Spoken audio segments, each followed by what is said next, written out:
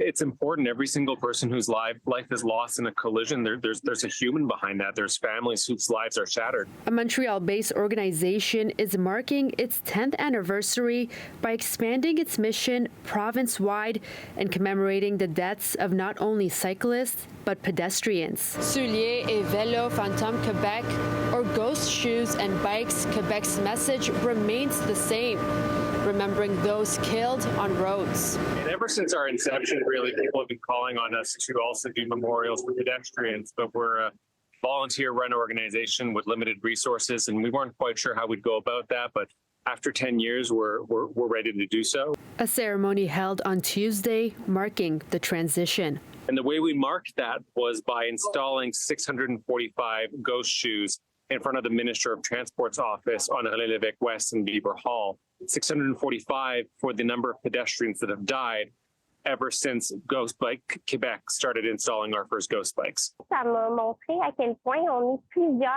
This showed me that there were a lot of families that have experienced pedestrian collisions. 4 years ago, Catherine Ricard's 13-year-old son, Jules, was struck and killed by a school bus while he was crossing the street. Being at the ceremony, I already knew, but it confirmed that we really do have a problem with pedestrian deaths. Being at the ceremony was sad, but necessary. According to the province's Auto Insurance Board, 79 pedestrians lost their lives last year, marking a 22% increase compared to the average from 2017 to 2022.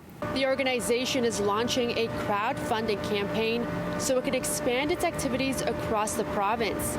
Its goal is to raise $20,000. Even if people don't always agree with the growing space that cycling and walking are taking in our cities, people are generally sympathetic to the fact that it's important that families have recognition, that families have people who can accompany them when they've suffered a great loss like they do in these types of road collisions. In Montreal, Swidda Rassy, City News.